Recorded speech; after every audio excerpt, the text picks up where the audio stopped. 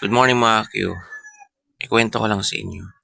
Kagabi po, mga bandang 11 PM ng gabi, meron po akong na-receive na personal message na nagsasabi Malapit lang kami sa na Baybayin eh, sa Manny Washington. si Joros Flores daw ay Tawid ka lang ng kalsada, nasa basta bandang dito magdaan. maraming kanyugan, merong Ano na, kubo 6 minutes na yung nilalakad at natin. naabot ng tubig 7 na, kapag tumataas yung tubig.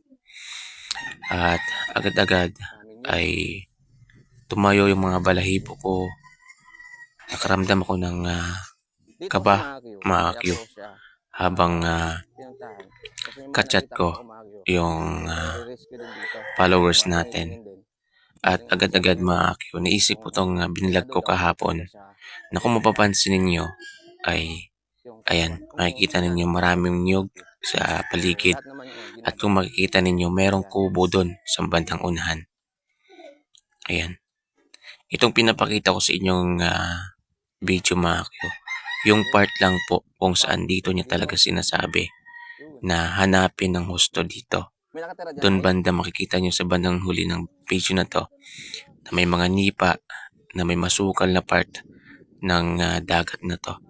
Dagat na dyan mga Q sa bandang unahan. At sabi pa niya, itong part na to, kapag high tide ay naabot ng tubig. At totoo mga Q, kasi nakikita ko dyan kahapon na kapag high tide yung tubig ay umaabot talaga dyan hanggang taas mga Q. Ayan. Mapapansin pa ninyo, may mga screenshot po siyang sinend sa akin na nagsasabi talaga na dito talaga gusto niyang pukusan sa paghahanap dito, mga Q. Kung hindi nyo alam, kung hindi napanood yung vlog nito, mga Q, ito yung malapit na sa bukana ng ilog kung saan nalunod si Joros Flores. Ito na yung labas, mga Q. Ito na yung labasan ng ilog bago yung dagat, mga Q.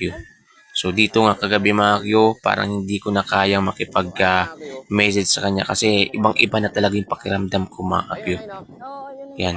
Kung totoo man na nandito, si Joros Flores ay malaking tulong talaga yan para sa pamilya niya. Makikita ninyo mga Q, maraming nyog dito sa lugar na to. At kung makikita ninyo, ayan, naabot po ng high tide yan dyan, mga Q. Ayan. Dito, marami siyang screenshot na sinend sa akin mga Q. At humihiling siya na sana wag daw tayong tumigil sa paghahanap sa kanya kay Joros Flores. So ayan mga Q, maraming kanyugan dito. Dagat na po yan. At sa bandang unahan lang mga Q, siguro mga 300 meters lang. Ayan yung paliko. Yan na po yung bukana. Diyan na po yung malabas, yung ilog kung saan nalunod si Joros Flores, mga Q. At dito talaga sinasabi niya, dito nag-send siya ng screenshot dito banda. May nyog, sakto talaga mga Q. May nyog, merong kubo na pasira niya. Pero bago ko sinend sa kanya ito mga Q, ang yung screenshot ko, hindi ko muna sinabi na merong kubo dyan, na merong mga nyog. Basing sinabi niya meron daw kubo, merong nyog. At agad-agad mga Q, napaisip ko to. Kasi unang sampa ko pa lang dito mga Q, nakita ko agad yung kubo na parang pasira na at wala ng tao. Tinawag pa nga ng kasama ko dyan na residente ng dyan. Pero walang sumasagot na. So nagpatuloy lang kami dyan, kaming dalawa. Dalawa lang po kami dyan mga Q. Bakit po ako kinakalabutan? Kasi dalawa lang po kami ng residente na taga dyan.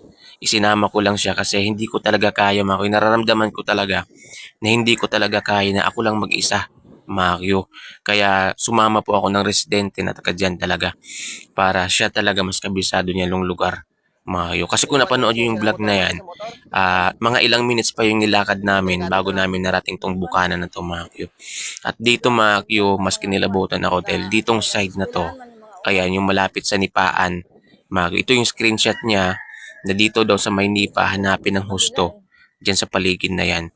At nagkatugma yan mga Q doon sa isa ring sidekick mga Q na si Cindy Cantianis ba yun, na ang sabi niya sa bandang Nipaan na po talaga yung katawan, mga Q. Ayan po. Pero ang mali ko dyan mga Q, hindi ko talaga sinuyod yung dyan na part, mga Q. Kasi hindi ko naman talaga in-expect na baka nandyan. Kasi yung focus ko dun talaga sa may bukana, dun talaga kami dumiretso, mga Q. At may mga nipa din po kasi doon. Doon po talaga ako nag-focus na amoy-amoyin yung lugar tapos i-check yung lugar mga Q. So, pero dito kasi, dito niya sinasabi na i-check talaga ng maayos dito mga Q. Kasi dito pag tumataas yung tubig, abot talaga dyan hanggang dyan mga Q. Sa kahuyan na yan. So kung totoo man yan mga Q, ay malaking tulong yan sa pamilya. At babalikan natin to mga Q. Magsasama ako ng rescuer mga